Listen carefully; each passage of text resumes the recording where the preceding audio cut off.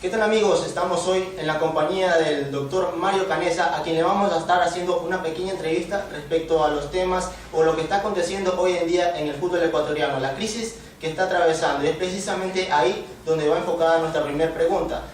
¿A qué se debe la crisis económica que hoy en día atraviesa el fútbol ecuatoriano? ¿Y en qué beneficios o qué soluciones trae en sí la liga profesional, que es de lo que se está hablando últimamente en estos días? Buenos días, doctor. Buen día, muchas gracias y mucho gusto, ¿no? Bueno, la crisis, que es un tema que está a la orden del día, tiene que ver con una desestructuración, desorganización en el tema financiero de cada equipo. Resulta que los presupuestos con que se diseñan las plantillas de los equipos están sobrevaloradas. Esto significa de que a la luz del día, al final del año, cuando usted suma sus ingresos contra egresos, tiene un déficit. Y el déficit ha sido acumulado. Pero como en este país no ha habido sanciones en relación a eso, las directivas no responden patrimonialmente con su peculio personal, sino que son directivas que renuncian cuando quieren y se retiran y dejan para el próximo sucesor todas las deudas. Hoy, después de 5 años de este proceso de deterioro, ya la factura se está cobrando. Y hay algunos equipos que no van a resistir esta crisis, habida cuenta que no han tenido respeto con el fair play financiero que se simplifica en un manejo prudente de las economías del club. El Ecuador no es un país para pagar los salarios que se pagan, y eso lo podemos comparar fácilmente con otros países sudamericanos, y esto pues ha sido a la larga perjudicial. Correcto, y los beneficios y las soluciones que podría traer consigo la liga profesional, o sea, ¿en qué podría ayudar o qué beneficios, en qué beneficiarían a los equipos, tanto de Serie A y de Serie A y de Serie B, que atraviesan esta crisis económica? La liga profesional es una estructura diversa de organización para manejar el fútbol, los campeonatos nacionales. Es algo debidamente probado, ya en países europeos, sudamericanos la practican hace algunos años, lo que significa que los clubes manejan sus propios campeonatos, no es la federación maneja selecciones, ascensos, selecciones inferiores, relaciones exteriores, etc. La liga profesional tiene que ver con reconocer la organización, pero además hacer un marketing suficiente para que este campeonato nacional tenga mejores ingresos, o sea, cuantificar y cualificar el campeonato nacional y los torneos que se puedan generar de la participación de los clubes tanto nacionales como internacionales.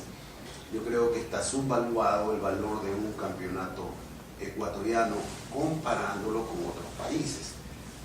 La organización, tribunales independientes, que es necesarísimo para el efecto de implantar justicia en el desarrollo, pero sobre todo una organización que signifique que trabajen personas especializadas en cada área, esto que no lo hace la ecuatoriana del fútbol en este momento. Entonces, el gobierno de los clubes va a permitir un desarrollo armónico, fructífero, con mayores recursos, porque el problema del fútbol ecuatoriano son recursos a la larga, y la liga profesional permitiría vender estos derechos a otros países, ascender los derechos de venta de transmisiones de los equipos, mejorar los campos de juego, exigir y sobre todo exigir la nivelación presupuestaria de los equipos.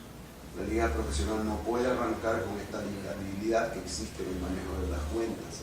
Va a exigir que los equipos tengan presupuestos debidamente garantizados, que sean ejecutables, que se puedan cumplir. Entonces, bajo estas dos condiciones, la liga profesional está llena de recursos que permitiría una boya de estabilidad para el fútbol. ¿Y qué pasa con estos equipos que no tienen hinchada, les cuesta trabajo lo que es conseguir sponsors y diversos problemas que se les presentan a lo largo del campeonato? ¿Cuál es una manera o qué es lo que hacen estos equipos para conseguir los ingresos y poder pagar los sueldos para sus jugadores? Los rubros de ingresos de los equipos se dividen en diferentes fracciones, ¿no? Ventas, sponsors, derechos de televisión, lo que es taquilla y lo que son ingresos colaterales por ejercicios de la federación en relación a participaciones de jugadores en la selección, etc. Más todos aquellos ingresos que permiten de patrimonios personales, de socios o lo que sea adecuado. Si un club presenta un presupuesto que no amerite un promedio de ingresos anuales, porque hay registros históricos, si un club no tiene promedios de 1.000, 1.500 espectadores y tiene una plantilla que no soporta eso, más las ventas de eso, el presupuesto puede ya declarar que no es viable el club. Entonces, esto es lo que se llama fair play financiero. Fair play financiero no es decir solamente manejo una chequera, una cuenta y pago al día, sino hacer un ejercicio de que los ingresos están en relación con los pasivos y los egresos.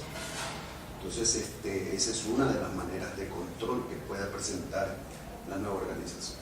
Este año, a diferencia de los años anteriores, se ha visto que hasta cierto punto se ha aplicado el reglamento, es decir, se le ha restado puntos a los diferentes equipos, llámese Liga de Loja, Deportivo Quito, Barcelona, Olmedo, El Quevedo, pero sin embargo, si nos ponemos un poquito más exquisitos y revisamos a fondo, nos damos cuenta que en el Deportivo Quito, de los 9 puntos que le han sido restados, solamente 3 fueron restados directamente por la federación, que fue justamente por el partido que no pudo presentarse ante River Ecuador, precisamente el club al cual usted es presidente. Pero sin embargo, los otros 6 puntos fueron restados por la FIFA, o sea, por pedido directo de la FIFA, por la deuda que mantiene el equipo con Néstor Salazar, el exjugador colombiano que militó en el Deportivo Quito. Entonces la pregunta aquí sería, ¿existe cierto favoritismo o cierto padrinazgo por parte de la federación para con este equipo? Es un tema que se ha discutido permanentemente. El año pasado, cuando estaba en plena vigencia la política, porque iba a haber elecciones, se apadrinó a muchos, se protegió a muchos equipos que debieron ser sancionados. Es un tema eminentemente político, o sea, se escribe el reglamento pero no se cumple, y en eso debemos ser claros, ¿no? Usted mismo ha podido determinar que hay equipos que han salido con la bendición de la ecuatoriana porque no los ha querido sancionar. La misma sanción de la FIFA había estado guardada en el escritorio 6 meses. Solamente el hecho de que comencemos a exigir el cumplimiento de eso obligó a la ecuatoriana a sancionar este año a ese equipo. Entonces, eso tenemos que eliminar. O sea, si se hace un reglamento para sancionar, hay que sancionar, sea quien sea, porque son hasta los mismos clubes los que aprueban esa reglamentación. El problema es que cuando tenemos un presidente o una directiva de la Federación Ecuatoriana de Fútbol que no quiere pelearse con nadie, que quiere tener el respaldo de todos, que calcula los votos, que calcula que su equipo preferido, va a ser muy difícil administrar o gobernar una federación. Entonces, eso es un tema que hemos venido insistiendo en que ya se rompan esas cadenas de vinculación que existen con este famoso padrinazgo. Lo único que ha servido es para postergar el mal. A la larga, mire usted que hay equipos que se están desmembrando por sus propias debilidades y ni siquiera por una ejecución práctica del reglamento en su momento adecuado. Así que ese es un tema que si no lo cortamos a raya, va a seguir existiendo.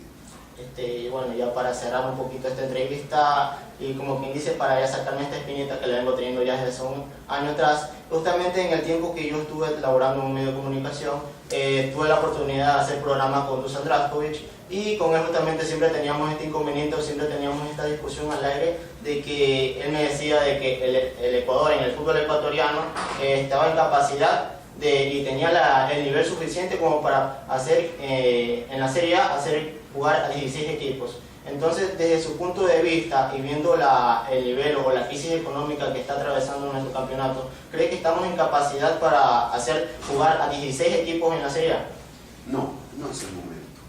Es imposible.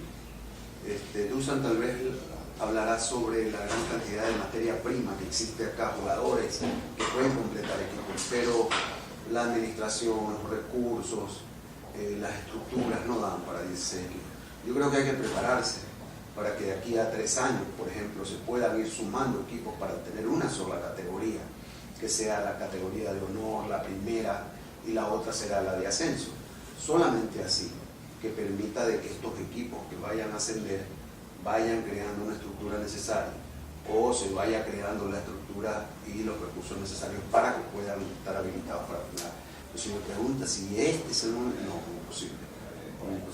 Esas han sido las preguntas y esas han sido las respuestas de nuestro invitado el día de hoy, el doctor Mario Canessa, quien nos ha estado ilustrando y nos ha estado mostrando un poquito más acerca de la crisis económica que atraviesa nuestro fútbol ecuatoriano.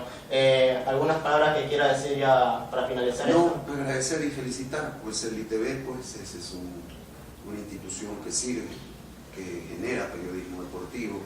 Nosotros mismos en nuestro medio tenemos muchos egresados del ITV con mucho éxito, así que celebro esto y a la orden siempre para tan noble institución, ustedes que son estudiantes de la misma. Bueno amigos, eso ha sido todo, muchas gracias.